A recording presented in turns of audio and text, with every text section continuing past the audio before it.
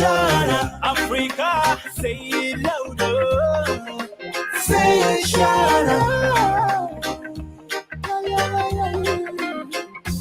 Salam alaikum, assalamu alaikum, salam alaikum, assalamu alaikum, salam alaikum, assalamu alaikum, salam alaikum, assalamu alaikum. United we stand, divided we fall. All we need is freedom. All we need is love. Free Africans free. Free Africans free. Be free, be free, free from slavery. Free, be free, be free, free from slavery. Free, free yourself from mental slavery. Free, free yourself from mental slavery. Free, free yourself from mental slavery. Free, be free, be free, free from slavery. Be free, be free, free from slavery. Yeah. We're here to speak the word. We're here to stop the war. We're here to speak the word. We're here to stop the war. We're here to speak the word. We're here to stop the war.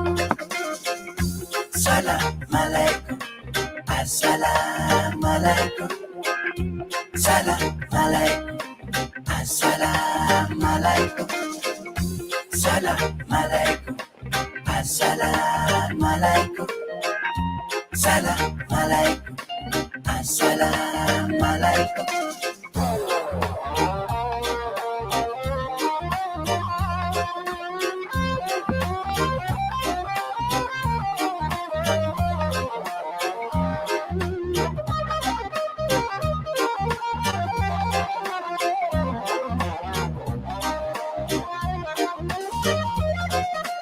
Assalamu alaikum, African one. If you wanna be free, the most simplest one in the world. Get yourself the better with the reggae music coming straight to you from the one of the most peaceful man. Hello, good afternoon, good evening back home. I believe so. It is 11:45 p.m. in Juba, and it is 2:45 where I'm sitting here in Seattle, Washington. Welcome all of you to episode of Concerned Citizen of South Sudan. It is Friday, April 12th, 2024. Tonight, we are going to have one of the important discussion here with this topic, Dictator Slava Kiir Mayardit struggles to maintain his grip on power during his medical treatment while the citizens are starving in the country. This is the topic of the matter today. We'll be mixing it somehow in Arabic, so those who don't speak English can understand the topic that we are discussing today. زي ما قلنا لكم,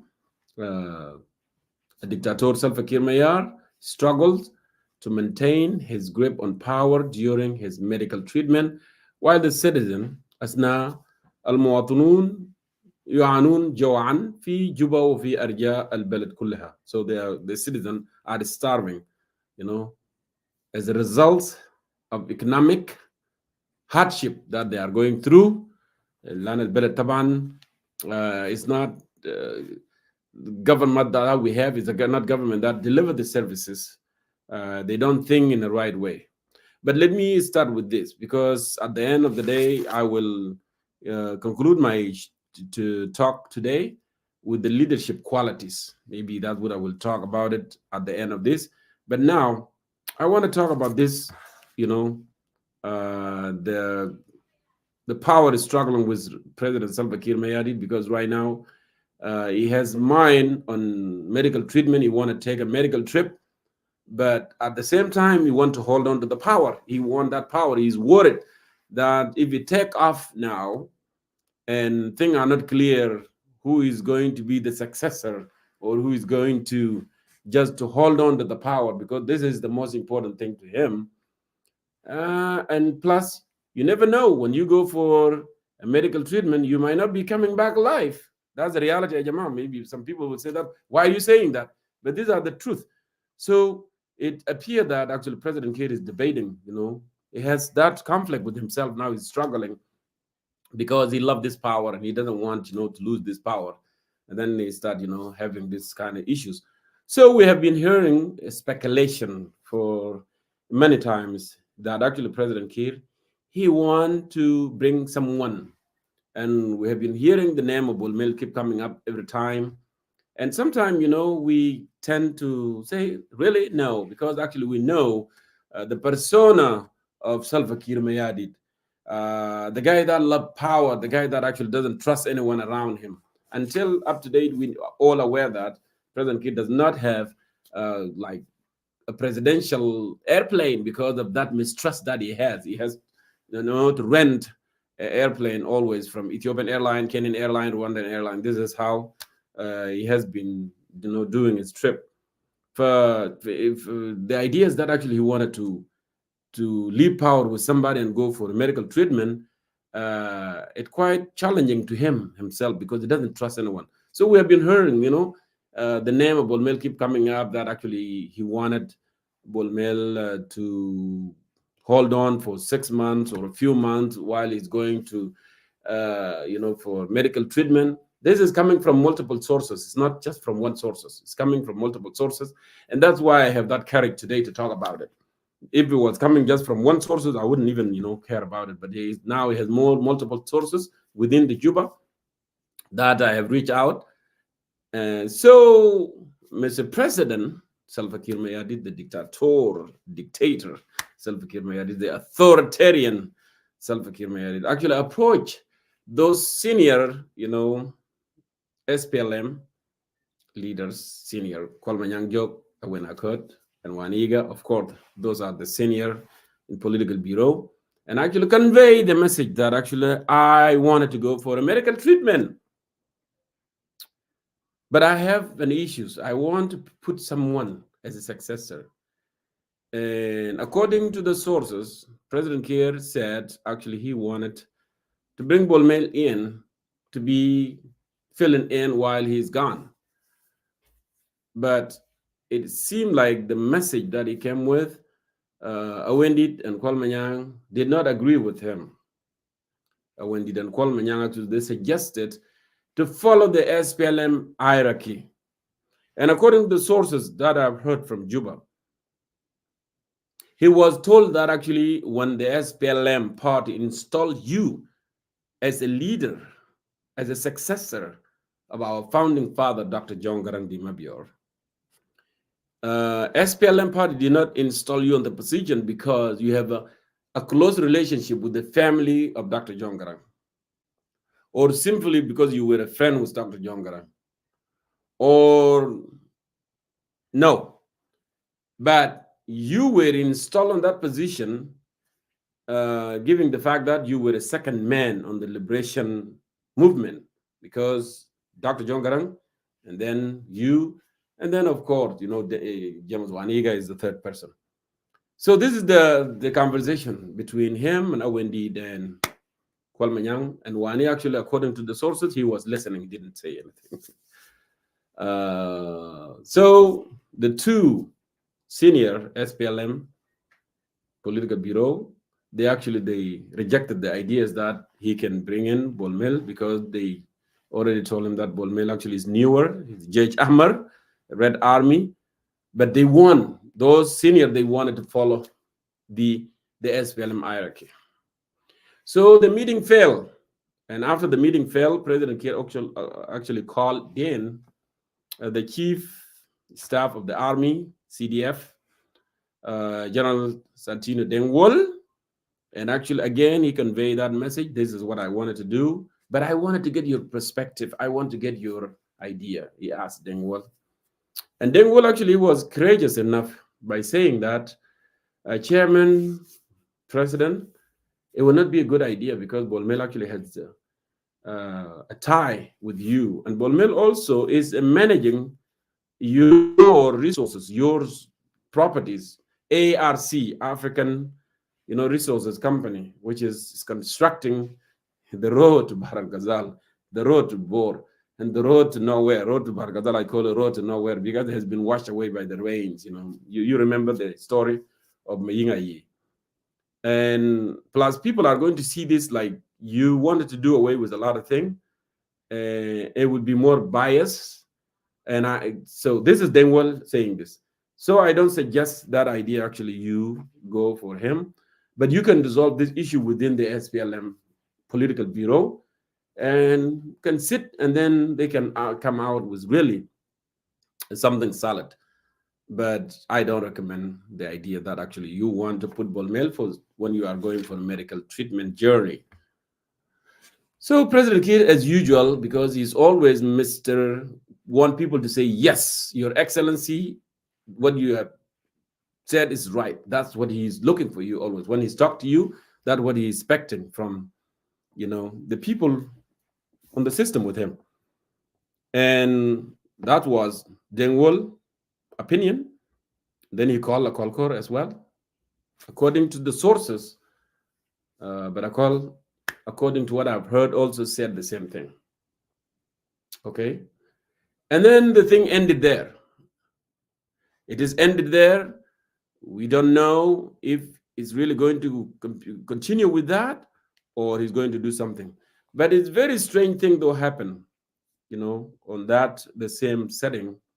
The sources are saying that after all this, Kiir have set a meeting with his family, and they came out actually, Bolmel is good for him because Bolmel is going to protect the family and Bolmel is going to do more.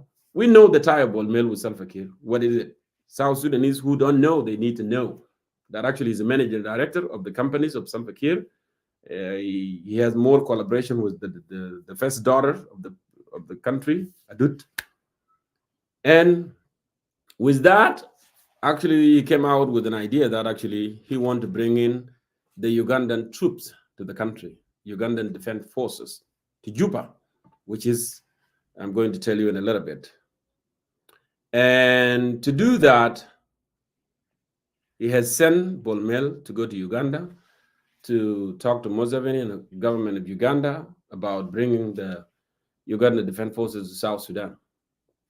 In case, if now he made any reshuffle within the government or to install Bolmel or to do anything else, we don't know if he's going to go with the plan or if he's going to do a reshuffle above all in the country.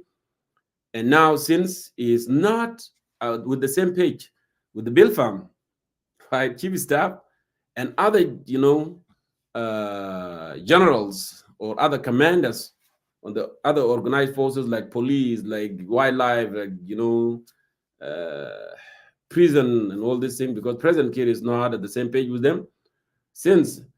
And that might be the idea that actually he wanted to bring in the Ugandan forces, because what mattered to him is not what those South Sudan Defense Forces have said or what the senior political bureau, Kwalmanyang and Wenakod and Waniga, have said, right? What mattered to him is to protect this seat, is to protect the presidency. That what mattered.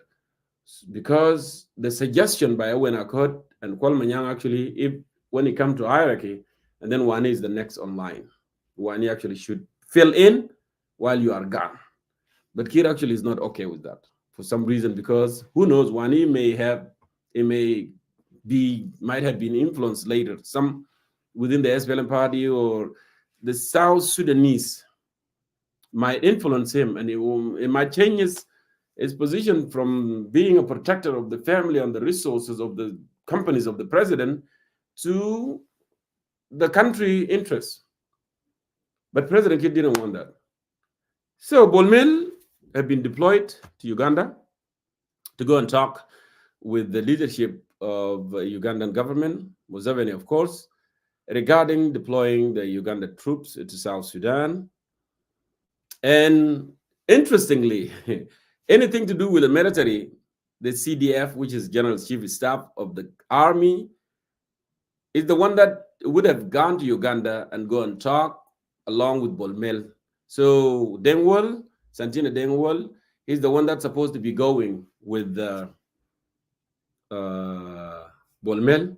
But because President Kiir knew that Deng is not at the same page with him when it comes to issues of successor, when it comes to issues of, of, of, of, of of bringing somebody to for 6 months while he's gone for medical treatment. So he chose for Deng not to go on that trip. And he went ahead and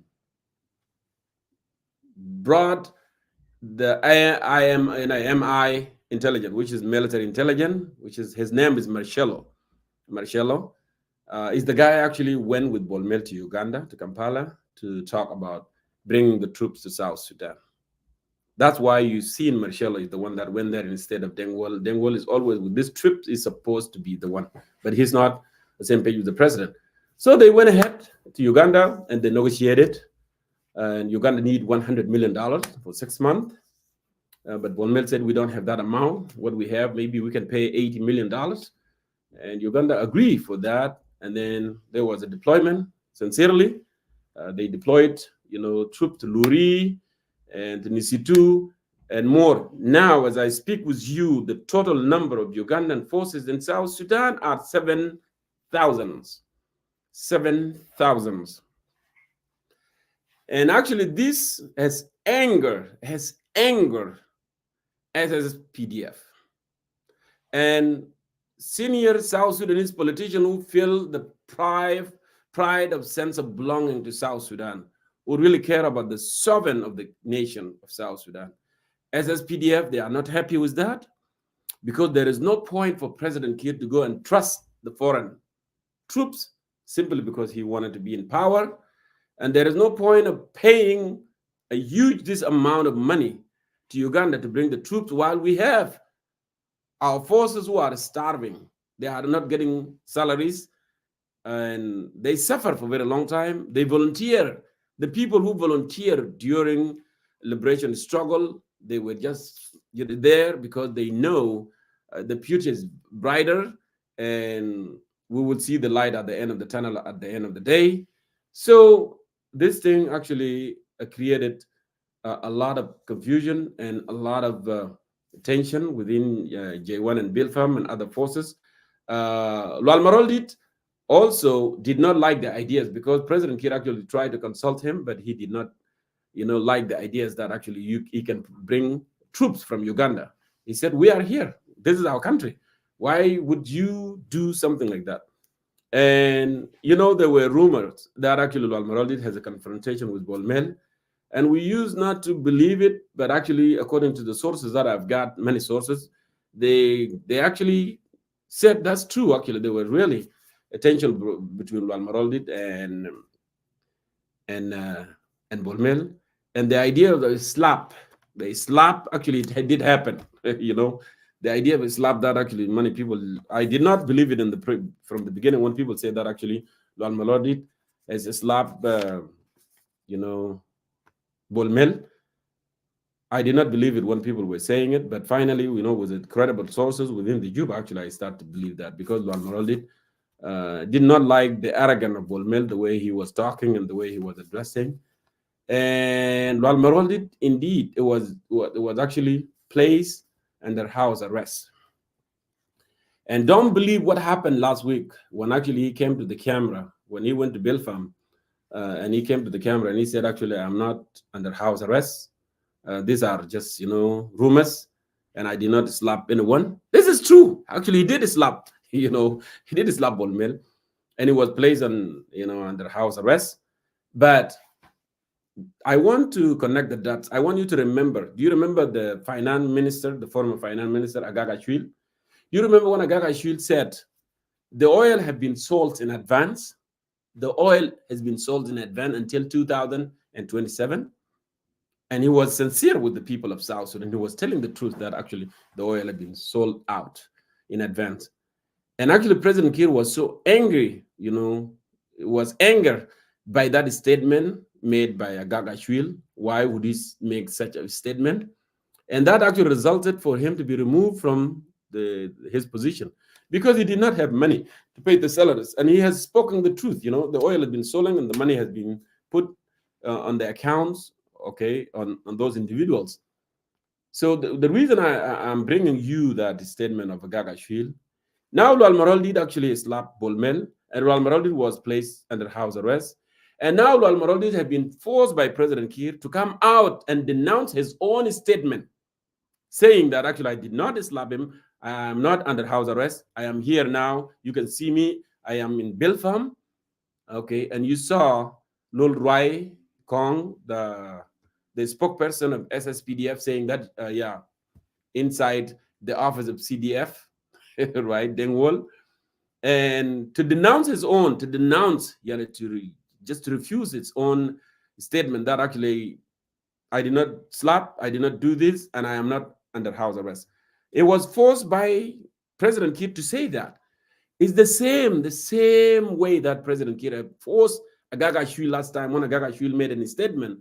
When Agagashvili said that actually the oil has been sold until 2027, and President Kiir felt bad because of all these corruptions that they've been engaging in. And he forced Agagashvili to go to the camera and say that you need to say, no, I didn't, this is not true. What you said is wrong. And Agagashvili come to the camera actually, and he said, you know, the comment I would make, my statement was taken out of context.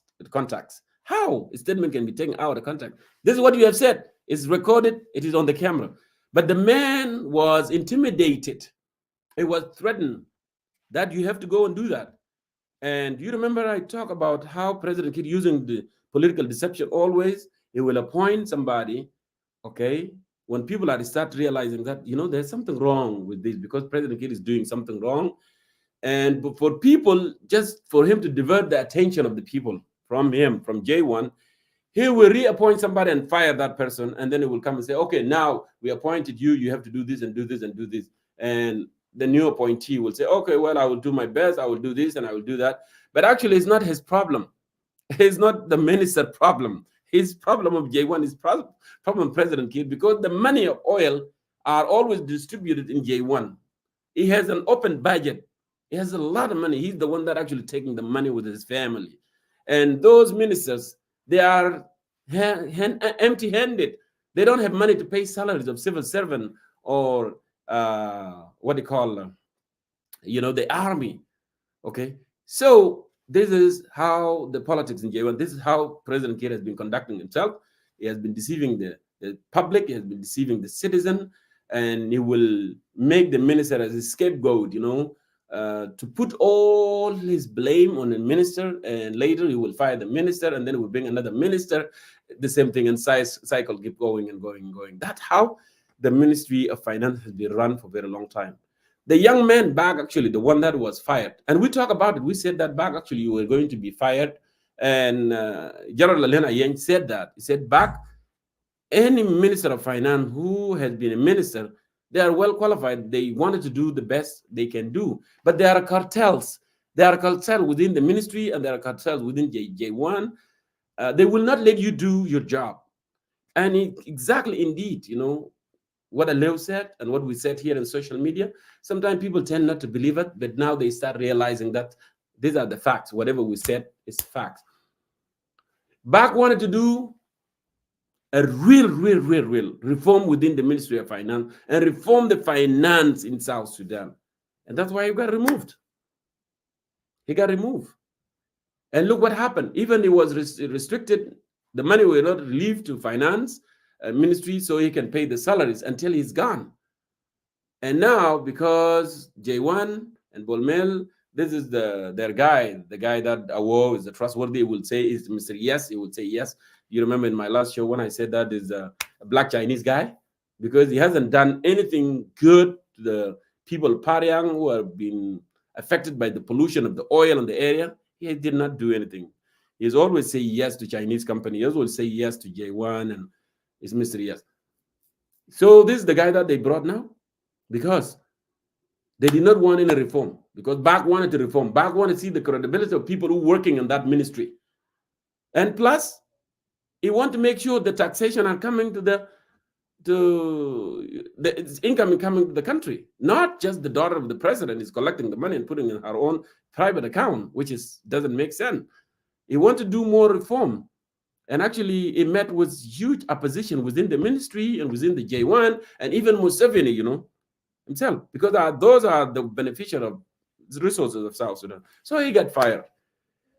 So, my dear brothers, I thought it's a good idea, to update you on that. These are the thing that's going on in J1. There is huge tension, between President Kiir wanted to do a reshuffle, he wanted to remove people, but because of the dispute that he has now with the Belfam, he's bringing Ugandan troops, and now South Sudanese, SSPDF, they start feeling, the sense, of belonging, and now they have been, I don't know, this is kind of humiliation from their own president. It is a humiliation from their own president for a president to go and pay money, huge amount of money for a foreign country to bring their troops to protect the presidency. What does that mean? What does that mean to you? What does that mean to you as a soldiers, as an officer, as someone really, fought for this country, sacrificed for this country? What does that mean to you? You don't get it, right? We all don't get it. We feel so shocked, for something like that, for president to do something like that, just simply because you want to protect the presidency, because he's no longer trusting South Sudanese. Why? Because he has not paid them. He has been so corrupt. He has done a lot of bad stuff. And then there will be kind of feeling like there will be a revenge, or South Sudanese are start waking up now and saying, no, man, we have been patient. We have been so, supportive to you and loyal and respectful, you name it. But this, we can't take it. We can't allow Ugandan forces to be here simply because you said so, because you don't trust us and you trust them, for the presidency. Of course, okay, in 2013, yes, you paid them. We were fighting. That's something different, but it shouldn't happen anyway. But now the SSPDF cannot take that anymore. They cannot. This is the most thing that angered them, actually. They did not even care a lot about the successor, who you wanted to be a successor. They did not. But the senior politicians are the one that more, into the successor, because now if Wani is next in line, and now you are going to skip Wani and go for somebody else, well, what are you telling the rest of South Sudanese? What are you telling them? You're telling them it's all up to you. This country is you, the one that decide, not people of South Sudan are the one decide. If Bolmel did not have any tie, or whoever you wanted to choose did not have any tie with you whatsoever, and you want to bring a successor who is a young man who will care about the national agenda of the country, okay, people of South Sudan will say, well, you know what? This man now, he has a heart for the country, and he cares, and he wants to do something for our country, right? Bringing a young man who has no association with the president or with anything, with anyone, with the finance, whatever, that will make sense. People will say, okay, we'll applaud that. But to bring somebody who is Thai, this is coming from sources, speculation. We don't know if this is what he wanted to do, or he wanted to do more reshuffle within the government. Why are you bringing the troops to the country? Why are you bringing Ugandan troops to the country? This is the question that SSPDF need to ask, and they need to say, no, we cannot be humiliated to that extent. Now we have troops within the country. Is it worth it for Uganda to come and protect and be there in J1 and protect the presidency? We know Ralmalordi was protecting the presidency with the Tiger. So the Tiger now are not trustworthy anymore, are not longer trustworthy. Is that what President Kiir is saying to Tiger, to Bilfam, to SSPDF? That's what he's saying, right? Is that what he's saying? It's too bad. It's really, really too bad. Now people are starving in the country, and there is $100 million that he wanted to pay to Uganda troops. What does make you feel? What does that make you feel, my dear brothers and sisters? People are starving. People cannot even get 1,000 South Sudanese pound. They cannot see even money in the country. And the businesses, the big businesses, the foreign businesses who used to invest in South Sudan, now they knew that the oil has been shut down. Then there would be no source of income is coming, okay? Because these people, they didn't have any factory. They were just, a bunch of brokers anyway, all right? Doing these businesses, they bring in commodities, from Uganda, from Kenya, and they were paid by the government to do so, and they get their own, commission through the money laundering that they were doing. Now they pack and they took dollars, they exchanged their money, and they left the country. They left the country. They closed their shop. They left the country. Huge amount of Somalian or Ethiopian and others nationalities who have a lot dollars, now they left the country. What that tell you now, my dear brothers and sisters? What that tell you? If the concerned citizen, any concerned South Sudanese, what did that tell you? Our country was for sale. So that tell you that South Sudan was a hunting field. Everyone was coming to hunt, and they got enough. And if there is no source of income anymore, now they cannot bear this, suffering with us. They cannot bear that suffering with you. They got to get out. And now that's why they're leaving. They left the country. It's because we have a stupid government. Hakuma belida. I said this for a very long time. If we have real government, what did they have done? What they were going to do regarding that? I would have done exactly what Muatam Watan did in 1990s. They were Sudanese businesses when they closed their shop and everything, and make the people starve within the country. Then what the government did in Sudan, they went ahead and bought goods from outside. The government officials, they went and bought goods from all over, from Egypt, from India. They bought a lot of goods. And you know what they did? They set up camps, the cells, camps within the neighborhood in Khartoum. And they have the police there, and they were selling to the public. They were selling to the citizens themselves. And you know what they did also? They told those who closed their shop on that hard time, we don't want you to do business anymore. You cannot do business with us. You didn't want to do business now in a hardship. Now the oil has been shut down. There is no penny coming in. There is no money coming in. Now you pack and you leave. Okay? You don't want to use your money. You don't want to use the dollars that you have to go and bring the goods from Uganda, from Kenya, because it was a mistake of the government anyway. But they don't care. So if I were in a position, this is what I would have done. Exactly.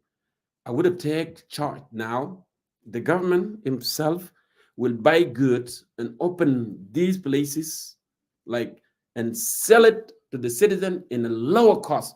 And those Somalis or Ethiopian, whatever, they belonging to, they close their shop. You are not coming to this country anymore. I'm not supposed to be saying this, but I'm saying it because I love my people. Because we need this government to fail, okay? But I'm not saying it to rescue the government, but I'm saying it because I want our people. Because I'm opposition to the government, I'm not opposition to the people. You see, that's the difference. I want our people actually to have an opportunity to live, to have that opportunity. But Hakuma de Belit, do you think they're going to have thinking? They're not going to think. They're not going to have that. But this is a strategy that they would have taken at this critical moment, to rescue the nation, because now people are starving. People are starving in Juba, my brother and sister. And dollar, don't believe what they have to say. Oh, dollar went down. Dollar doesn't go down. 220. $1 is 220 pounds. It has gone up and it keeps going up. And now there is no money, there is no siula, there is no dollars for a business, even local, to go and buy the commodities from outside. And the foreign who were doing businesses, they packed and they took their dollars and they left the country. Look, how are we going to suffer now? Because of mismanagement. Because this government didn't think about investing locally. They didn't diversify economy. They didn't farm. They were just depending on foreign countries to go and buy goods and bring them. Why would you do that? Why? Don't you think? Now they are going around.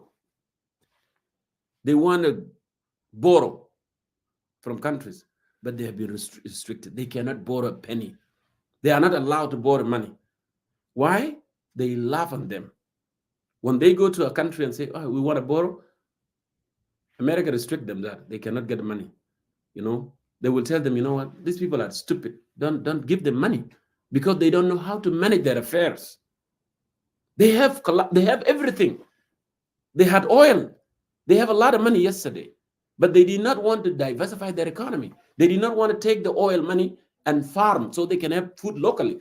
And then they wouldn't need a dollar, because when you farm and you produce food locally and construct the road so the local product will go to the market quicker, and then you don't need the dollars.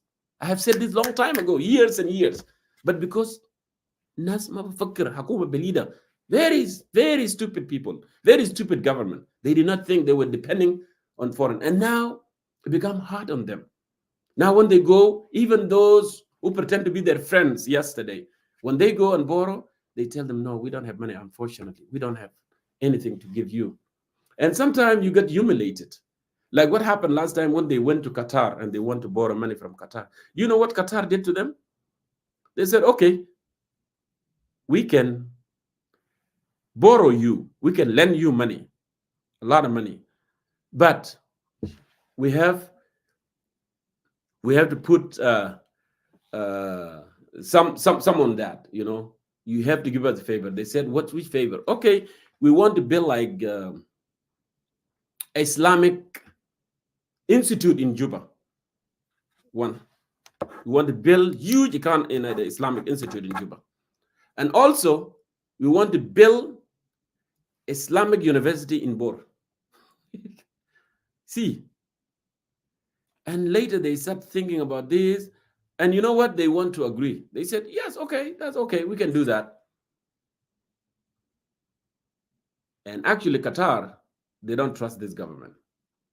There are certain individuals that they trust, like, Abdallah Dengyal. You know Abdallah Dengyal, when we were in Sudan, he was a minister of that religious affairs, Dini wal Awqaf.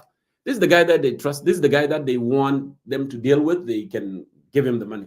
But Abdallah Dengyal is nowhere to find now. Do you remember when somebody fight him on the National Legislative Assembly and actually provoke him and slap that guy?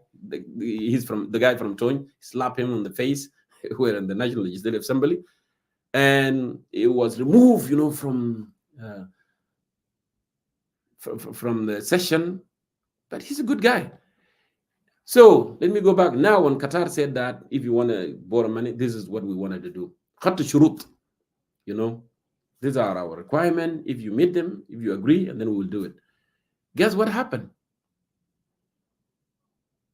The government wanted to send Hussein Abdul Baghet. They know Hussein Abdul Baghet, Taman, who's Islam and all this in Khartoum. Like in the Hussein, it's not like Abdallah Dengyal. I know Abdallah Dengyal.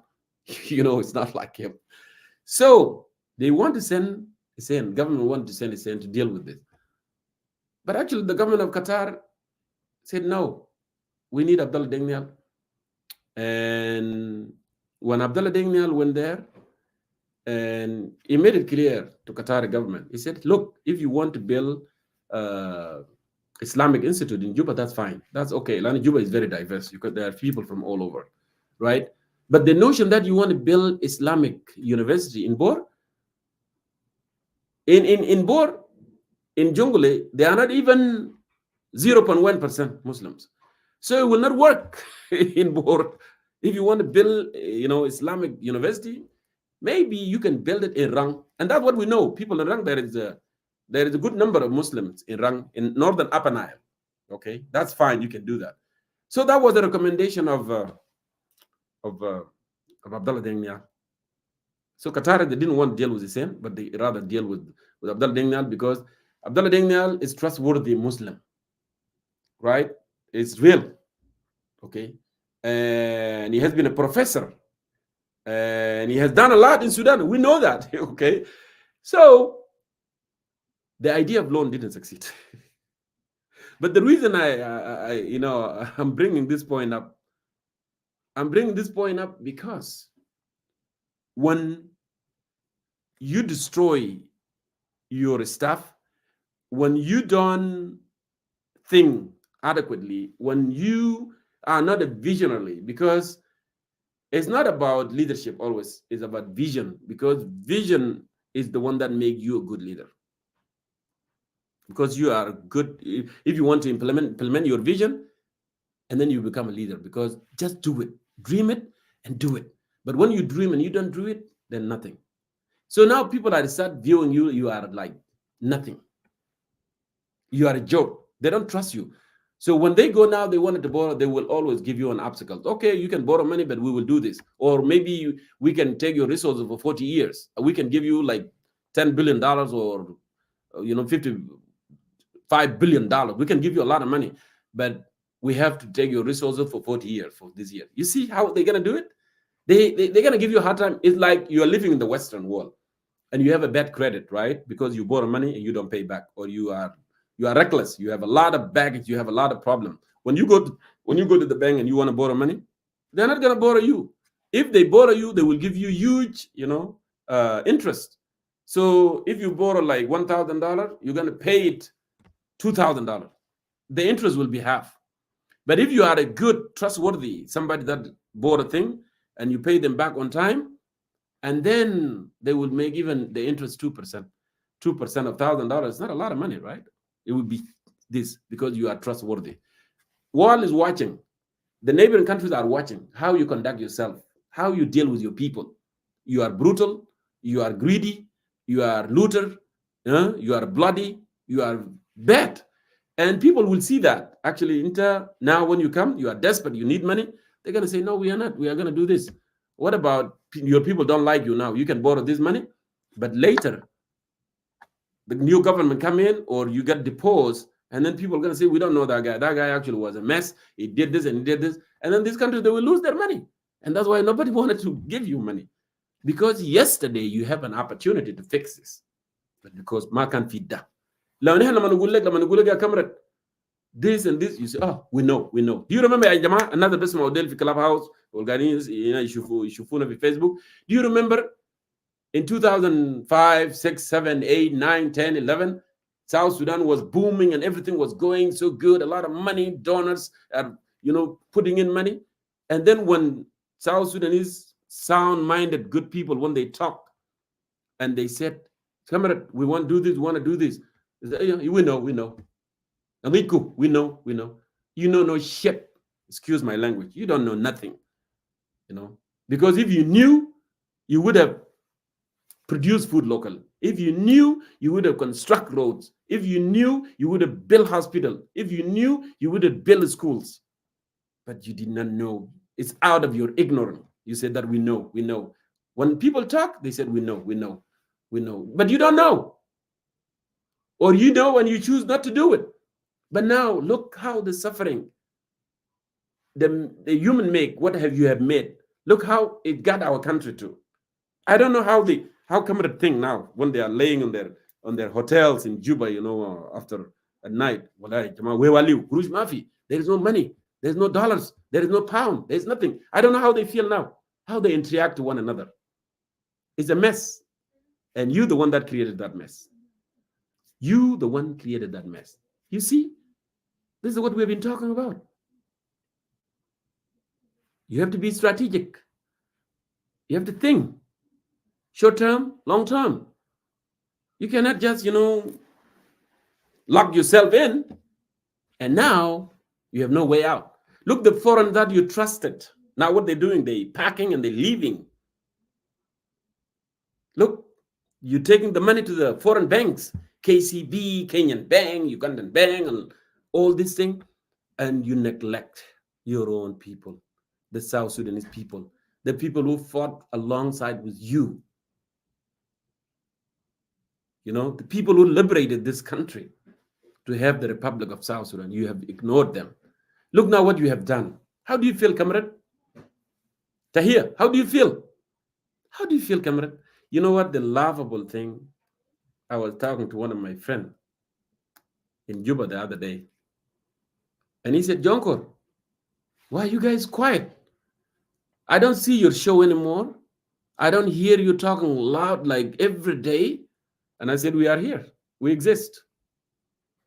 We were doing this and we keep doing this for South Sudanese people. I was not doing it to myself because I have a job. My kids are going to school.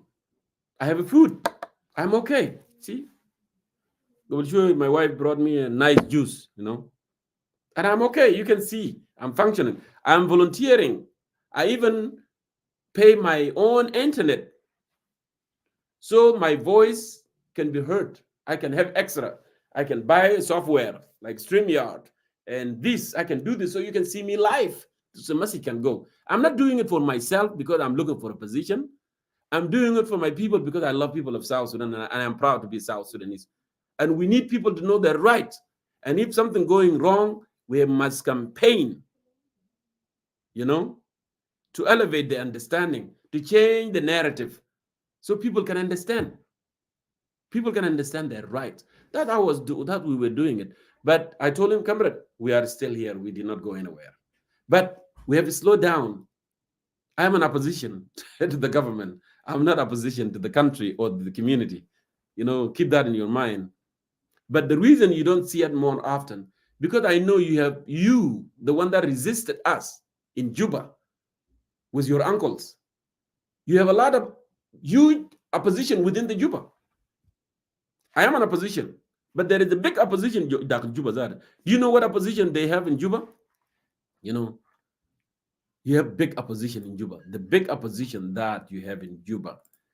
Let me show you what happened. Yeah, the big opposition that you have in Juba actually is this. Whoa! Is the dollars. It's the dollars. The dollar became a big opposition for the government, because dollar now giving the hard time, because they chose to neglect their own local currency. They were allowing the foreigners, everything is a dollar. Take you to a hotel with dollar. You're buying something with dollar. Why? Why would you do that? Why you would ride yourself up? Why would you do something like that? Even when they said, it was 2009, 2010, when they said that they want to do free market. You cannot do free market. You don't own dollar. You are not the one that printing dollar. I live in America. I live in a free market world. Yes, because they're doing it because they are the one that producing dollar. America is the one that printing it. But you don't print the dollars. Why would you want to go for free market? How? Why would you want to go for that? There's all into us. Cannot do that. Look, Ethiopia is not free market. They are the one that controlling the dollars. When I send money here to my relatives or my friend to Ethiopia, do you know what they do? They have to give them better Ethiopian. They have to give them better. They like it, okay. They don't like it, okay. Money will go back to America. That's how you control your economy. That's how you value your money. Because if a foreign live there, they will get the money. If somebody live there, it's not a South Sudanese, you will receive this money in South Sudanese pound if somebody send them money.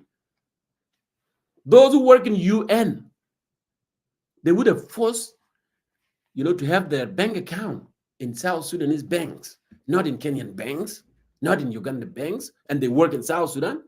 Does that make sense? It doesn't make sense. That's not being a dictator. That's the policy, financial policy of the country. That has nothing to do with being, that I would do it that if I am in charge. There is no way a lot of these UN NGOs, Munazamat Katir in South Sudan, they're driving, they have a lot of money, they get salaries in a huge amount of dollars, and they don't have bank account in South Sudan. What are you benefiting? You're not benefiting anything. And another thing, you are not telling them, those who are working in the country, whether they are foreign companies, businesses, you are not even regulating them, telling them that you have to employ 90% in your company, they must be South Sudanese. Yes, you can have big top engineer, whatever, This is how Egypt done it. If you go to Egypt, not you and Egyptian. You don't see foreigners. I was in Egypt as a refugee. Okay. Other countries, that's how they do it. But because when leaders don't care, when the leaders don't care about their people, who else is going to care? And that's why I said leadership is a vision. Because vision, that would make you leader. It's not the suit, it's not the red tie, it's not the airplane, it's not the hat, it's not the stick. No, none of this will not make you a good leader. And by the way, everyone born is a leader, but we are not just using it. It's a gift. Everybody have their own gift. Not necessarily to be leader of the people, but you can have a gift.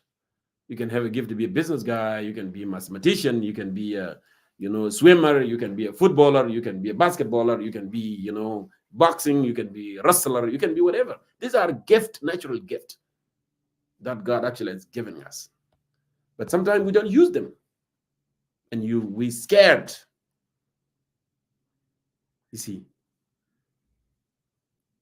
these are the problem.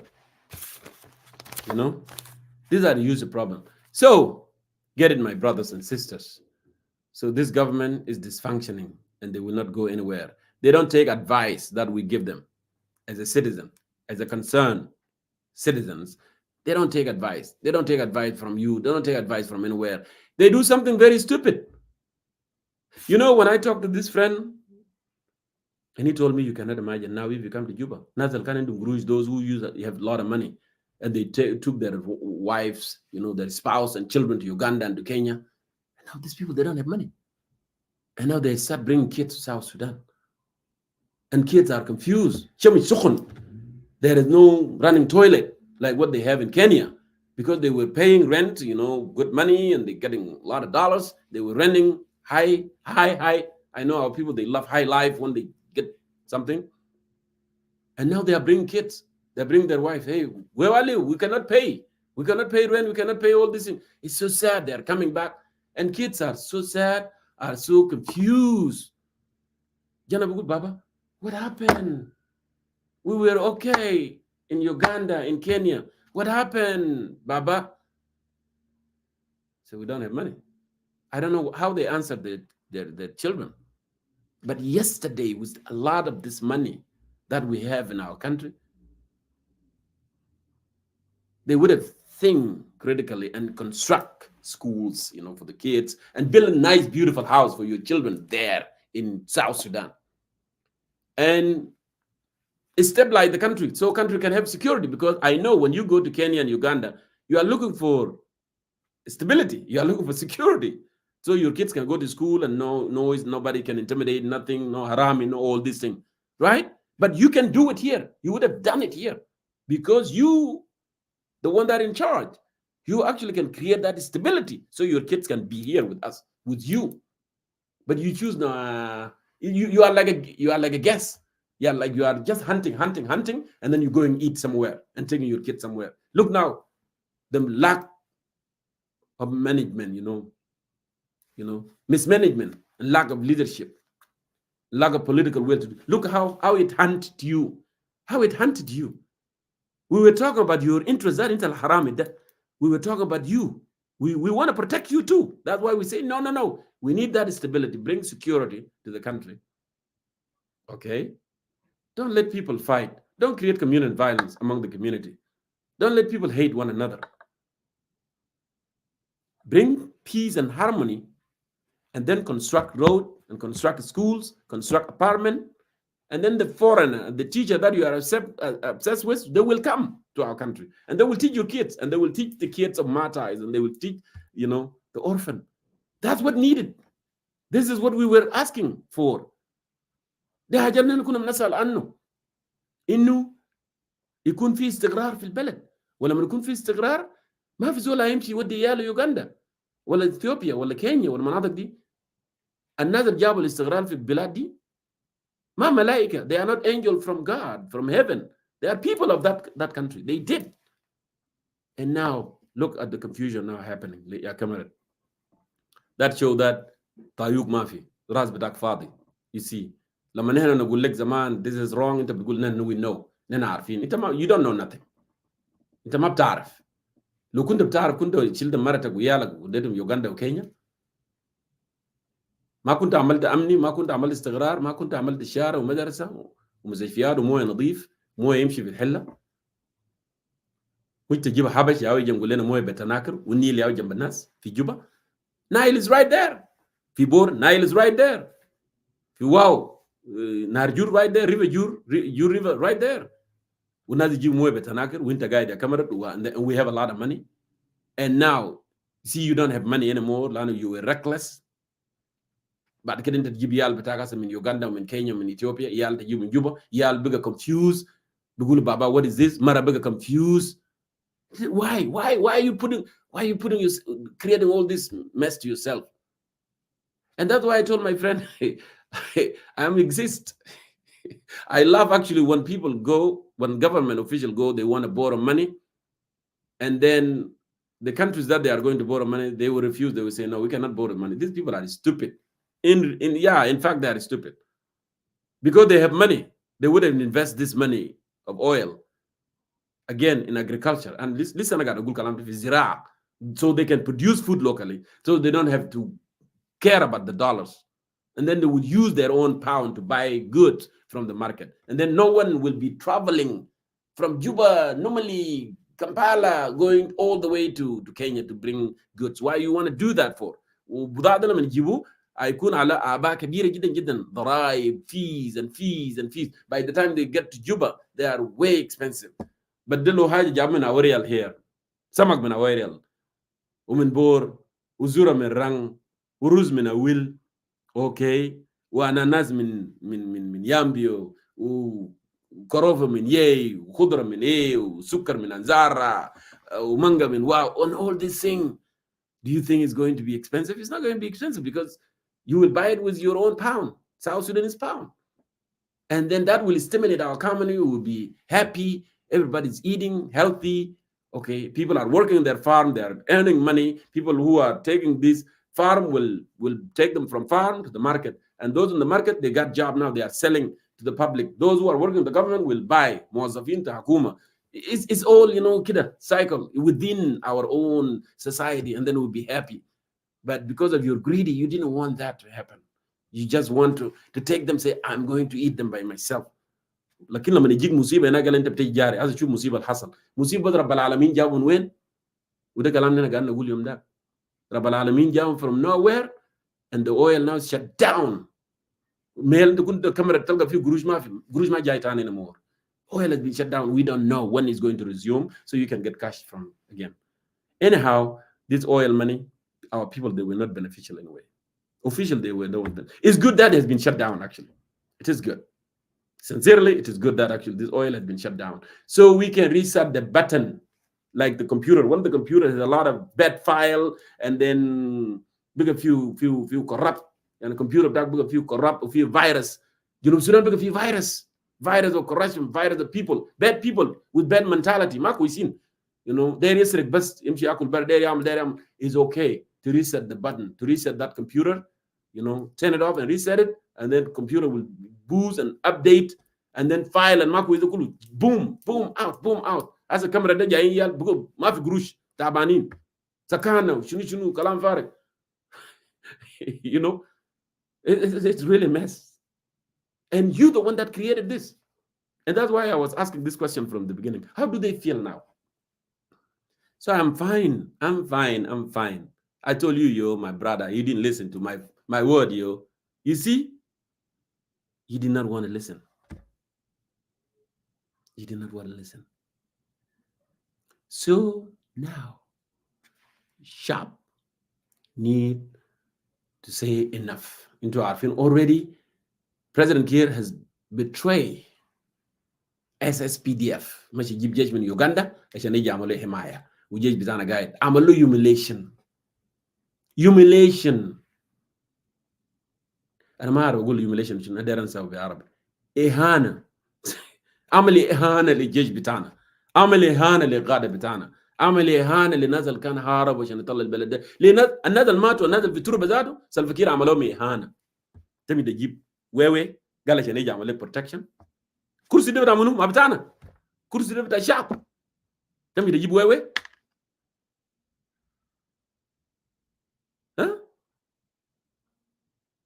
We will never forgive you about this. And that's why, as SPDF, they need to act now. Please, you need to kick those Ugandan forces out of the country. Not even a blink of eye. Kick them out. Because this is huge humiliation to you and huge humiliation to us. Kamuatan, I cannot do anything. Kamuatan, lamani jibule judgment dola, ajnabiya, cannot. Get them out. Yes. The children are, they are coming, they are confused now, again. They are running out of money. Another Lindum Guruj Basit for Juba, they're gonna run out very soon too. The source of income is stopped. Then Guruj can bus fi Masura, oil maji, fi Moe, fi Safina, Guruj Jai, oil maji, Guruj Jai. Like oil now is stopped. So they're gonna eat this because these people, they like prestige life. They love prestige life, a hotel and clean and all this thing. and they don't want even build houses nice, proud, and go there. But now they are running out of money. They are running out of money. SSPDF, you need to act now. Any concerned citizen, you need to act now. You can't be patient anymore because this is too much. But yes, I tell my friend I have slowed down because the oppositions of dollars in Juba, it become greater. So they are dealing with huge opposition. The dollar yabuga opposition zade. Dollar yabuga muarada kabir jo Juba na. Dollar de muarada kabir. Muarada kabir lom. Jo beglib kida belel bukun. Wallahi pangana. Yeglib bejay wallahi kamera bukura zade. We waliu buruj mafi. Beglib bejay sukun. It's getting tough. It's getting tough. But the problem, they don't think to come out of the mess. That's the only problem. They don't even want to think. Truth hurt. Hagiga morra lama nagulugum hagiga, you guys don't like it. Yalta kamarat del, yalta ankolat del. Truth hurt. You don't like to hear truth. Ana nafe. I know. Ana nafe. قدام ربنا وقدام ناس الأحرار أنا نافع شديد. لكن قدام زول الكرب وحرامي وما نافع والثقس I'm not good. I cannot join your camp though to be like you. No. I have to be free. عشان كده أنا قلت قبل last week I was listening to Miles Monroe. Miles Monroe is very smart guy. He's from Bahamas. And he always do lectures on leadership. He travel all over the world to give lectures, about leadership. Actually, I benefit from him. I listened to like 2 lectures for 2 hours. Oh my God. It was a blow of the mind. Thing that I heard about the leadership. And the reason I was interested, to listen to his lectures is because we are lacking leaders, the real good leaders. Because what we have are not leaders, are manipulators. What we have in our country are manipulators, are not leaders. وقال كلام مهم جدا جدا. قال leadership determine the mentality of the followers. Again, you may agree with me on that. قال leadership determine the mentality of followers. See, you can have a followers. South Sudan need a lot of work. A lot of people are just following. They don't even know that they are leaders. They do. They are just mawjud fim, lakin they don't care. They just wanted to follow because they wanted to eat. They just wanted to eat. That's why they wanted to follow. And they don't question. And if they have a manipulator, and then they're not gonna, mentality will not change. But if you have someone with a vision, someone who actually want to achieve the vision that he has, and then he will change the mentality of people who are following him. Now look, how, those who follow in Salva Kiir, did he change the mentality? No. Actually, it's worsened because everybody wanted to get to the system so he can steal. The mentality will not change because leadership, Zol leadership, leader, like who am I leader? Because he's not changing anything. He's not producing. He's not using the vision to farm, to create jobs, to have local production and stabilize the country through the security, to have, like stability. Because when there is stability, now you got to talk to people about how you need to be productive, how you need to be producing. That's the change of mentality. And that's why I made a note. I put that one down because these are the things that benefit me. Because how you can change that mentality is by implementing your vision, the vision that you have. The vision to SPLM is a man, to take the town to the people. Yabga using the oil money to farm and produce food locally, build hospital, build share, madrasa, ashan nas tishtagal, and then now you can be a policy of the country. Every citizen must produce because we want to collect taxes from citizen. Ashan government ikun is strong because Dr. John Gal Kalamda Gal Hakuma ضعيفة حكومة اللي ما عنده ناس بيشتغل حكومة ناسه تعبانين ده الحكومة ضعيف and it's right. You got it right. I salute you, the founding father, Dr. John Garang. Al Hakuma Daifa, Hakuma Nas Daifin. But when Hakuma is strong in the vision and implement the vision and produce, people can work. And then the same people that working, I will come and tax them, and they will make the government strong. They will build good economy, they will build good army, stability, and then other neighbors, they will be proud. So that's how you change the mentality of the followers. Because majority of people, they are just followers because they wanted to eat. And also I was laughing, but this is really, I keep thinking about it. Yeah, when I'm sleeping, I've been, just wow. I don't read the Bible now. Let me be sincere with you. Growing up, I was very active in the church as a young man. But I don't know. He coming to America, it's not like when he used when I was in Sudan. He said something too interested me when he said Jesus was a good leader. Some people will say, oh, no, what are you talking about? Jesus has nothing to do with the government and all these things. Well, Jesus was a citizen of the Roman government, Roman Empire, right? And he resisted. He resisted because Roman were brutal. Roman were bad, right? And he said Jesus was a citizen.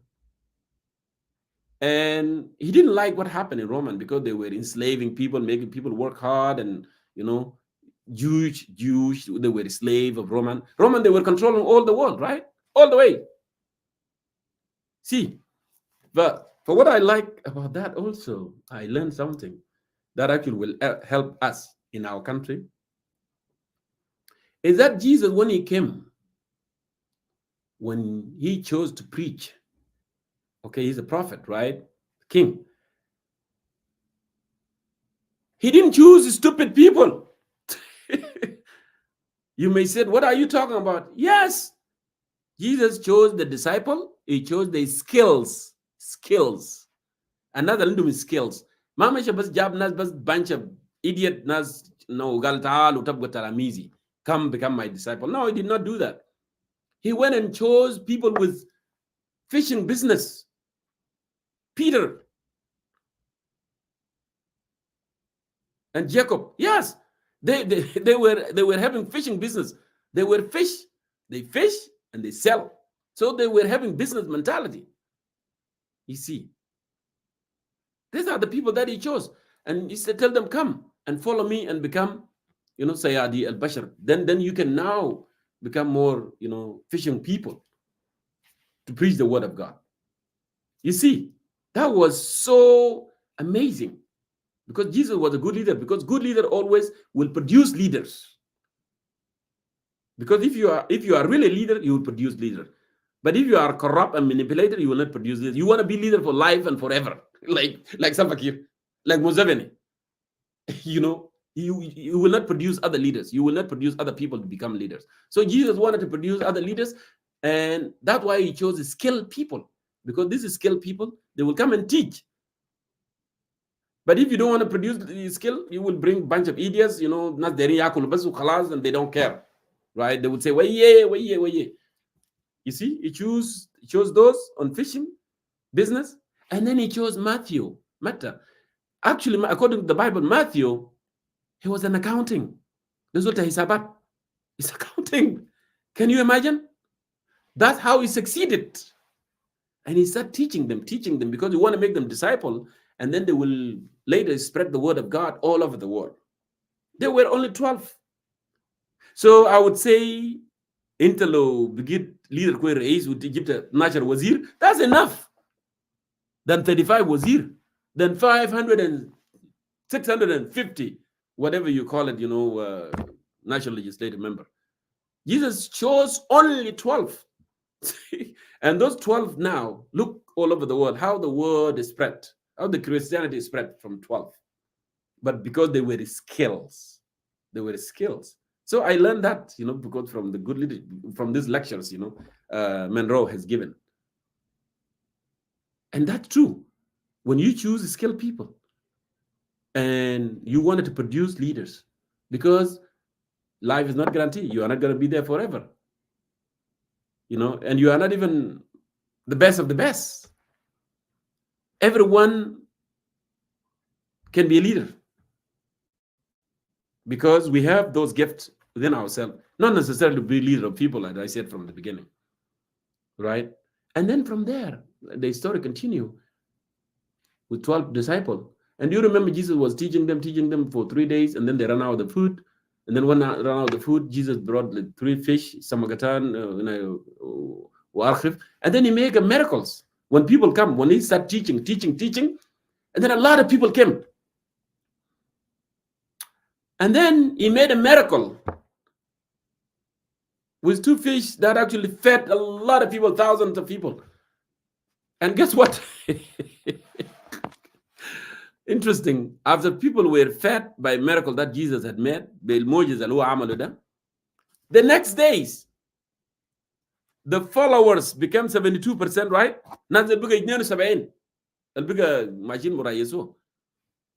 Jesus, what is this?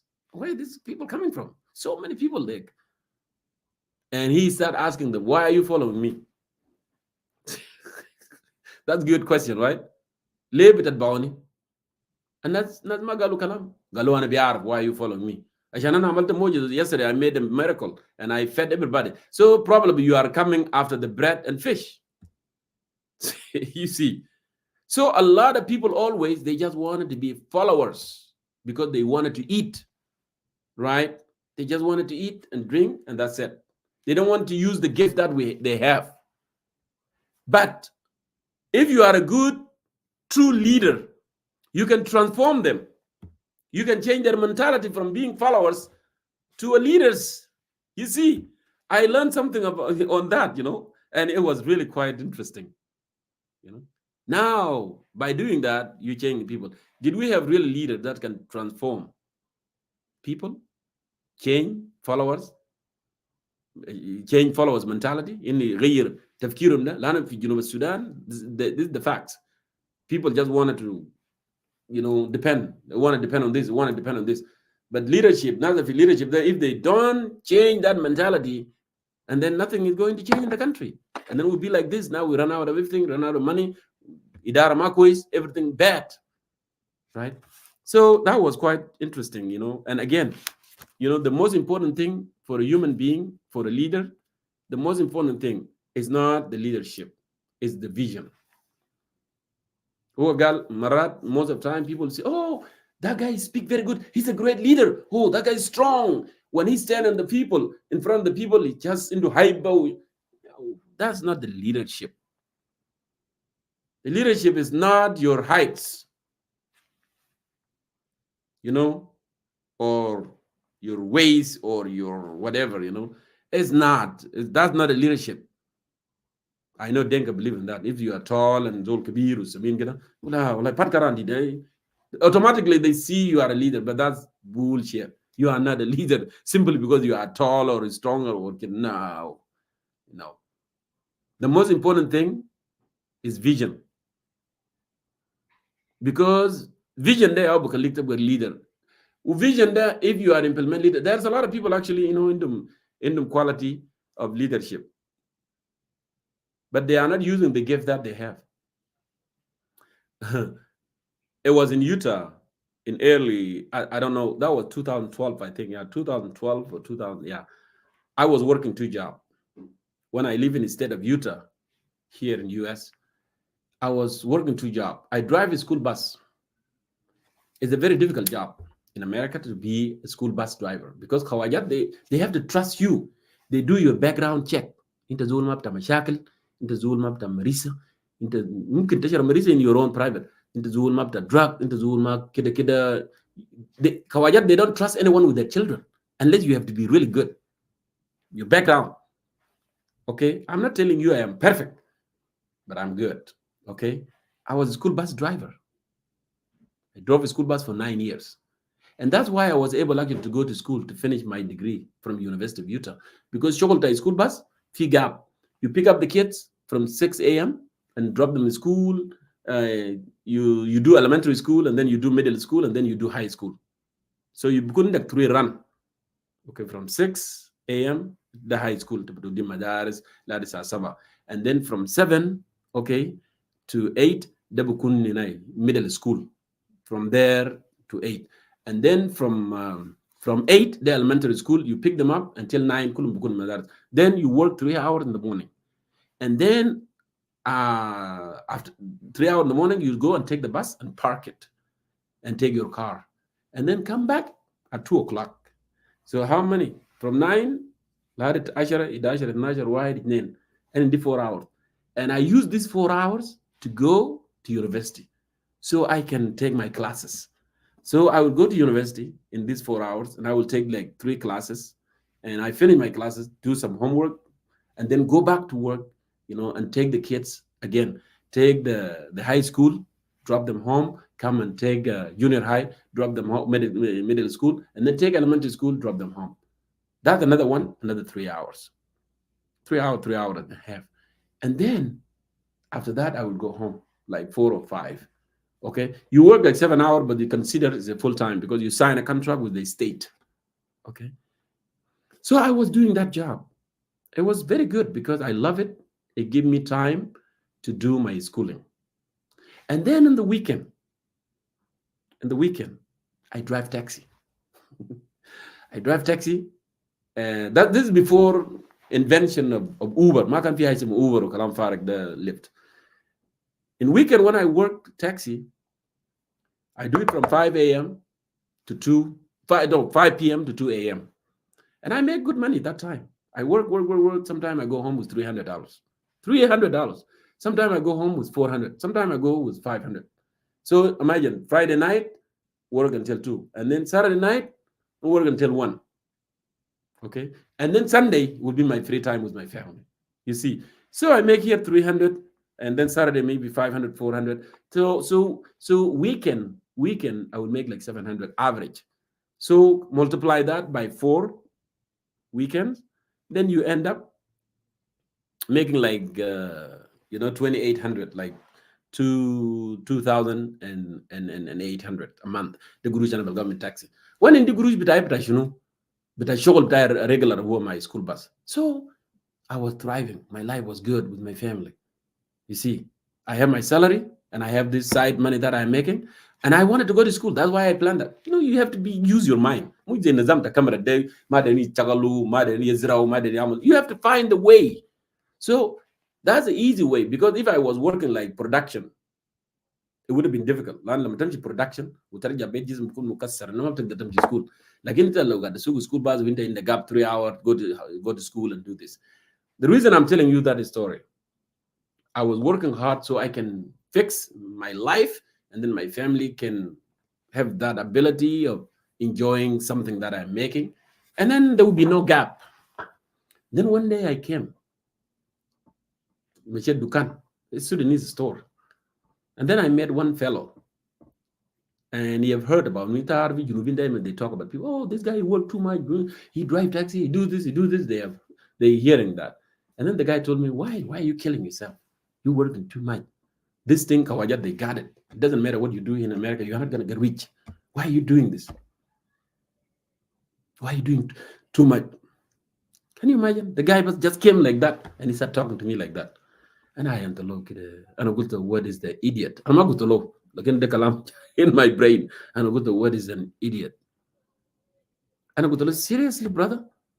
I'm not killing myself though. I'm trying not just only being aggressive, because he called me, why are you aggressive with the life? And I said, I have to think and I have to work hard to make it, to do something. And that's why I'm doing that. But the idea is that actually you are telling me, in Kawaja, they got it, and then there is no way you can get rid. Actually, you are undermining the capacity. You are actually oppressing the gift that you have inside you. You can be something great. You can do better than Kawaja Zato. And that's true. You can do better than Kawaja. You can do better than that. They got it. They didn't get nothing. The blood is red. It's the same people, you can do it. And I said, no. You are not going to influence me negatively. I will not take that and say, oh, well, people, wallahi, I'm hurting myself, I'm working hard and all this thing. If I listen to that idiot guy, then that's the beginning of downfall. That's the beginning of failure of myself. I said, this guy, they don't know. They have gifts, they don't want to use it. And now they are seeing you succeeding it. They want you, they want to bring you down, but I will not accept that. I'm not going to be, negatively influenced by that idiot. And I just laugh and I talk to him, and I take it easy. You know that what remind me? It remind me the Greek philosopher. الفلسفه بتاعت الجريك طبعا يا العالم شغال به في السياسه في القانون شنو they are using Greek philosopher, which is wrong. There's a lot of wrong, Greek, they got it wrong. I'm not here to go, عشان نعارض, but it's true because he remind me لان Greek قال شنو؟ قال زول عشان يبقى leader he has to has thin lipped. شوف نحن فارغ اللب بتاعنا كبير، خشم بتاعنا كبير صح؟ And that's okay, that's genetic. قالوا you have to have a thin lip عشان تبقى leader. And then you can have a green eyes, blue eyes, and then you have white skin, and then شعر بتاعك يكون ذهبي أشقر. You have to have blonde hair, and you have to have a sharp nose, ما flat nose زي حقنا ده. Okay? So قالوا these are a quality of leaders. And that's the reason Kawajat, they went and actually colonize Africa and they slave African. That's why they win, because this is actually a theory in Greek books and they have it. And when Roman came actually and invade and all Europe and Roman, they control everything and they conquered everything. They did not destroy the library of the Greek actually. They went to Greek and they did not destroy the library. They took the Greek laws and they ruled the world with the Greek laws. And this is one of the theory that they are ruling the world actually with. قالوا يا اخي زول اسود ده ما ممكن يكون رئيس، لان اللب بتاعه it's not thin، نخر بتاعه it's not sharp، لونه ما ابيض، شعره ما ذهبي. And that's why, yeah, I know it's false. Absolutely, it says that's false. But still now that theory exists in the books. And that's why بتلاقوا في خواجات تانيين بيقولوا white supremacy. انت بتسمع وديل this is what they believe in. هم بيقولوا ربنا عمل زول الاسود ده عشان يكون بس ده يكون في working class، يشتغل للناس يشتغل للناس التانيين ديل الابيض والناس اللي عندهم نخر طويل والبلو eyes. That's not true. And they justify that. That's why actually they went to Africa and enslaved people, because it turned out African, they are stronger, they can work, they can do more. ماشي شال نازل ودم Europe جابهم America ودم South America ماشي يشتغل في كتب. And that's why they flourish. They got economic. It's all about economic. انت مشيت استعمرت الناس استعبدت الناس عشان to grow economically على حساب الناس دي. Why? By using the theory انه الناس دي اصلا they cannot be leaders. ما ممكن يحكموا الناس لان الناس دي عندهم خشم بتاعهم كبير، عيون بتاعهم ما بلو، لون بتاعهم ما ابيض، ما عندهم شعر ذهبي، ما عندهم ده. So that the Greek انت لو ده تقرا كلام ده بتلقاه this is true, Greek. So Roman they use that, and that's why كواجات مشوا افريكا ومشوا وين وقبضوا الناس. حتى يهود زادوا، هتلر وقبض يهود وقتلهم في نايدا في قطر ده. He used the same thing لانه يهود عندهم شعر اسود وعيونهم اسود، عيونهم ابيض اسرائيليين. So بيعتبروهم زينا، ما ممكن يكونوا قاده، ما يمكن يكونوا نايدا، ما ممكن يكونوا يحكموا. They have to be working class. You see. So when this guy talked to me like that, كواجات they guarded وما في زول تاني كده, it reminded me this theory. Oh my God, I felt so bad inside, but I did not tell him. But I told him I'm fine, we can do better. أنا قلت له we have gift. الgift اللي عندنا ده كل إنسان عنده gift ربنا قسمه لنا بأشكال. It's not necessarily for you to become president, but you're given to be engineer, to be abuna, to become this and to become that, and we have gift in all different, but we have to confront ourselves. You have to talk to yourself. Say, hey, أنا عندي gift. So okay, what is the gift that I have? Find something that you're good at. أنت قاعد تعمل شنو كويس؟ قاعد تعمل شنو كويس؟ قاعد أغني كويس؟ Okay, that the gift بتاعك. قاعد تكتب كويس؟ ده gift بتاعك. قاعد تشتغل engineer to have mathematics? That's the gift بتاعك, and you can help people on that actually, because you can master that. And keep in your mind, value بتاع human being ما في حاجة بغيره. ما في حاجة بغيره. أنت لو رئيس ما بيعني you are valued more than زول غفير ولا زول شغال janitor. No. Power doesn't change your value. Your value as human. أنت لو عندك master degree, it doesn't change your value. PhD doesn't say your value. The value is the same. انت انسان ما نشوف هذا البلد بتاعنا لو زول ما عنده بي اي دي، زول عنده بي اي دي بيشوف نفسه الفاليو بتاعه فوق نقدر فوق بيشوف نفسه احسن زول. No, it's the same value. That is the gift. Your academic achievement, it will not change your value. It will not make you better than other person. So كلام ده انا مشيت فيه وانا قلت no, I cannot. لان اساسا الثيري ده is false, as you put it here, my brother, you know, that's a false philosophy. But Khawajat, they have used it though. They have used it, you know, to oppress and to enslave African and Jewish and other, you know, countries. They did. They used that actually. They used that. But you, sometimes you grow up or انت بكون في السيستم like us هنا قاعدين في ناسنا في الساوث السودان هم بيشوفوا leaders there خلاص لانه شنو انت بكون عندك جفت ناس في ناس كثير عندهم جفت ناس قويين ناس ما شاء الله ناس مفكرين لكن they cancel their gift simply because هم بيكونوا خايفين هم بيقول انا ما عندي Salva Kiir got it all but I got nothing. He has nothing. He got nothing. He's not a visionary because انا قلت لكم قبل vision is more important than leadership. لانه لو كان استخدم الفيجن اللي في راسه فيجن بتاع SPLM هو كان نجح ولو هو نجح بفيجن ده كان هيكون one of the best leaders. And that's why we have Mother Teresa because she was a visionary. Mahatma Gandhi, he was a visionary. Norma Koma of Ghana, it was a visionary. بنى أول خزان في Ghana لأنه vision بتاعه ده هو حلمه and he want to implement it to benefit people of Ghana. That would make you leader. Julius Nyerere is set up the fundamental democracy, you know, principle. في وين؟ في Tanzania. That's why he became a leader. Dr. John Garang came to the United States to study, okay? And he put that vision to work. You know what? نحن نازل لازم نحن نحرر البلد بتاعنا نحرر الناس بتاعنا and then we can teach our people to be self-independent. They can do this by themselves to have a country. But Zol al-Ja Amal carry on the vision there. He did not have what it take to implement the vision. That's why he failed. You see, vision ده يا بخليك تبقى leader. لكن لو بتحلم بحاجه زي simply الليل ده بتقول يا اخي بكره انا بعمل كده وانا والله انا بعمل كده and then you will not do it. You will cancel it. Then you're not going to go anywhere. Trust me, you will not go anywhere. في كلام بيقول بالعربي احلام اليقظه يعني just daylight dream. I don't know what you call it. انت بتحلم and you will not do it. But when you dream and you do it and you have that hope that I want to do this and you are rich always in your heart, don't feel like you have to have money in the bank then you are rich. No, Anna Diamond, I feel I am rich. This is the way I am. I always have hope that I will get the money even though I don't have it, but I have it on my mind. I will get it because I'm going to work on it. I am the one that's going to work to get it.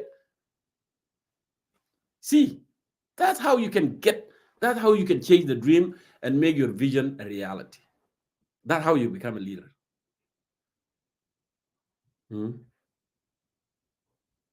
Because at the end of the day, according to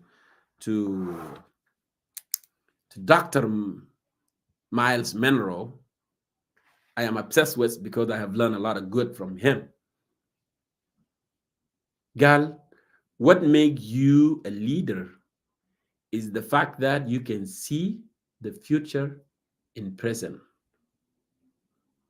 انت بتبقى قائد لان انت بتشوف المستقبل الان في الان. Because some people they don't see that. That's why our leader they fail us. هم بس they need something for today. They want to eat, they want to do something, they want to steal. Okay, and that's it. They don't care about anything. That's it. They don't want to do anything for the nation. They don't want to do anything for the people. They don't want to strategize. They don't want to create something that people actually are going to be beneficial. لو كان العالم بالصورة بتاعهم هم فكروا ده, then there will be no developed world. There will be even لو دكتور جون كان ما فكر انه يكون في liberation or جوزيف لاغو ما كان فكر في anyanya 1 or ناداغري جادين وناس دينغ تينغ وغيره وناس دينغ نيالو ما كان فكروا even in 1947 ما كان في حاجه اللي احنا نتكلم فيه ده، لاننا كنا بيستعبدونا بس كده بنكون تحت جلابه. See, but because the vision, they want to put vision that to work. See, that's what changed thing. But as الزول اللي ما بيشوف في مستقبل, that is not a leader. And that's why I said our people, they are just manipulators, they are not leaders. لأن أنت لما تشوف المستقبل ومستقبل ده اللي أنا كلنا لو هو ولا أخوه ولا مرته ولا عياله ولا أنا كلنا we are beneficial of that future. And that's the leader. That's the leadership actually. Like, do we have people think that way? Yes. But they are not coming out of the closet. They cancel that what they have. They don't want to use it. But no, you must confront that fear within yourself. Not kun khaif. Now always you have two voices inside you. Wahid khaif, wahid anikwes. Don't be like that. Don't be afraid. Keep having faith. Challenge yourself. You know, before I come to be talking, I have to challenge myself. If I don't do it, who can do it? If I don't talk, who else can talk? When they used to tell me that, who else can build well? Who can say it? It's me. It's me. If I didn't do it, who else is going to do it? You challenge yourself. You challenge yourself. And if you challenge yourself, you're going to challenge Salva Kiir. You're going to challenge any idiot in that country. Will challenge anyone. But you have to challenge yourself first, that I can do this. I can talk, I can ask for my rights. Then you'll be able to do it. See? That's how you can see. You can see that actually a leader can see that future is better than al-an, is better than present. لكن لو زول بيشوف هسه يا كويس نمشي يشيل لنا قروش نمشي كينيا نمشي ناكل ما يالو نقول لا انا ما فيها يا اخي جنوب السودان ده يا اخي والله انت لو ما سرقت if you انت لما يعمل لك هاير لو عينوك وزير انت يا زول هو 6 شهور صلى امورك. That's the mentality. And that mentality, who can change it? It's a true leader who have the vision. Because we want to change mentality of people that they think in the ما بيتصلح. وين البلد ده والله لو ما سرقت انت بتضيع وانت you are not gonna. No, who told you that? That's what you think. And that's what the manipulator told you. But if we have a good leader, actually that good leader will change the mentality that you have. Mentality of stealing, mentality actually of just deadlock. You're putting that there is no future ahead. Mentality that you're thinking that right now is better. This is my best time now. I can steal, I can eat, I can do anything. Because I had nothing going to happen there. Because this is what manipulators have taught you.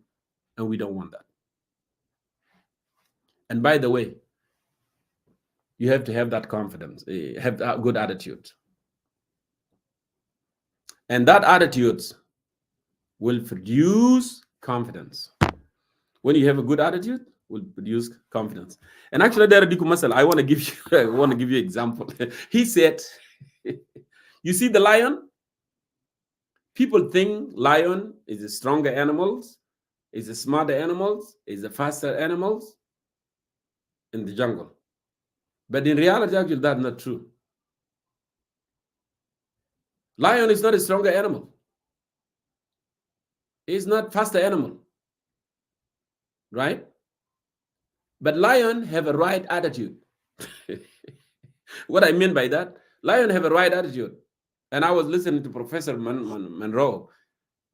Lions see an elephant when you walk by an elephant is huge. An elephant actually can get him like this.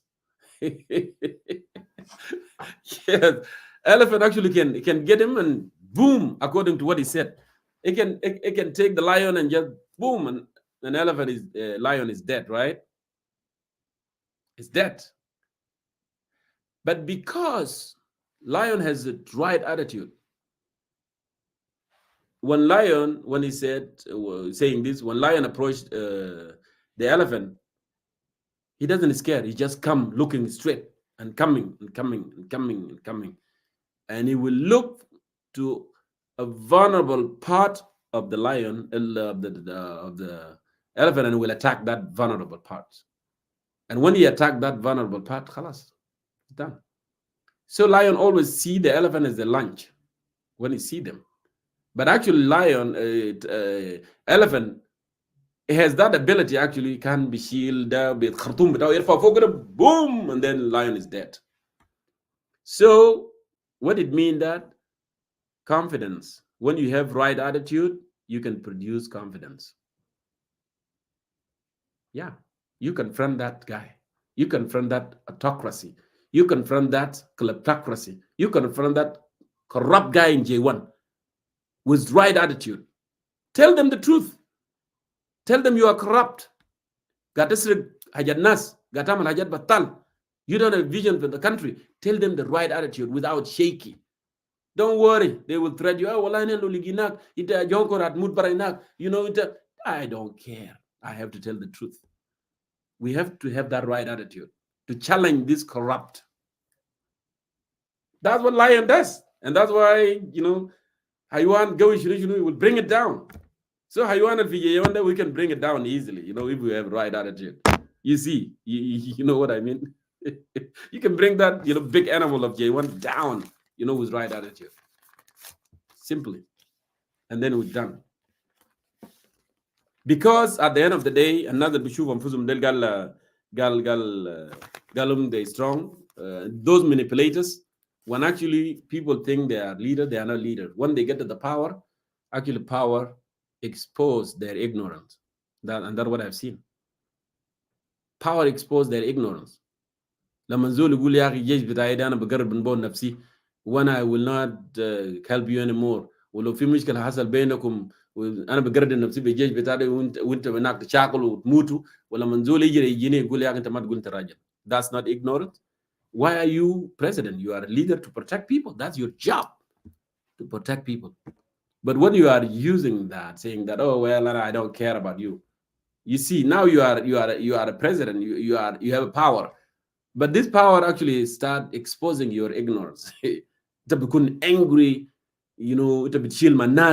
You threat them, you intimidate them, you become bitter with, with Edward Lino until he died. You bitter with Isaiah Abram just simply because he wrote article. You bitter with Nadong Samuel. You bitter with Bolding. You bitter with, with Wulagok until you kill him. You bitter with everybody. You bitter with people who tell the truth. You see, that actually exposing the ignorant because you have a power. And again, it was the former president of the United States, Abraham Lincoln, who actually freed the slave. Okay, said, if you want to test the character of men, give him the power. Simply that. The character of the men, when you give them the power, you can see what is their character. And that actually what we have seen, the character of J1, those who are actually think they are leaders, but in reality, they are manipulators. They are looters, they are not leaders. So my fellow citizen, concerned citizen of South Sudan, the ball's in your hand. Do not accept the foreign troops. We did not fight so the Uganda Defense Forces can come and protect the presidency for Salva Kiir. This presidency, this J1, is a seat for South Sudanese. And South Sudanese are the one that can determine who can lead them. Not foreign, not Uganda. And this is not a monarch. South Sudan is not a monarch. It's a republic. We fought for it. And many died for it. So it is your right. SSPDF is your right. You cannot be humiliated more than this. And you need to act. You cannot starve to death. You don't get your salary. Civil servants don't get their salaries. No money. No food. And for the beneficial foreigners, now they start packing and leaving the country. Right. And yet, you are just watching. It's your obligation because your job actually as SPDF to protect the integrity of South Sudan. And if there is a foreign troops in that country, actually, you need to expel them out. This actually doesn't need, actually, it's not questionable for you to expel them out. You have to expel them out. And then deal with Salva Kiir. Because Salva Kiir is a traitor. He betrayed you.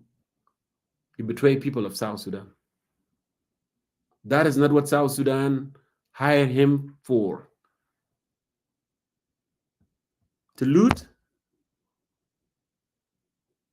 and humiliate you and sell the resources of our country to the foreign. We cannot take that anymore. But who can change that? It's not angel from God, army from angel from God. It's you. It is you. It's a collective responsibility, all of us. But you have that as SPDF to say no. And I applaud Deng Wolas for saying no. We don't need foreign troops here in our country. We can. And I applaud Lual Moroli actually for slapping that guy. I don't support the violence, but at least, he didn't want that thing to happen. We don't need foreign troops in our country. We don't need Ugandans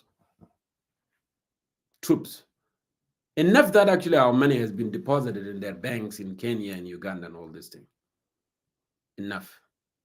But we cannot take this humiliation. You need to act now. And we must act now. Thank you for watching. Viewers of Concerned Citizens of South Sudan. Until here, we conclude our discussion on Facebook, and I will continue in Clubhouse because I do see there's a big number of people actually are in Clubhouse, and I want to give them an opportunity too to weigh in their perspective, talking about the Uganda troops and the economic hardship that our people are going through, and the power gripped. President Kiir actually doesn't want to let the power go because he want to make sure, if he go for medical treatment, he did not make it, he's thinking about leaving somebody who protect his companies. But these are resources of the country. You die, you come alive, we don't care. What should have happened though, what should have happened in this time, because South Sudan is not owned by the SPLM party anymore. We have other political parties that requires, all of them to sit down in the country and said, hey, this is what we need to do. To get a successor, we wanted to do it this way. Right? So thank you so much for watching. Until we met again. Now I transition to Clubhouse. Thank you.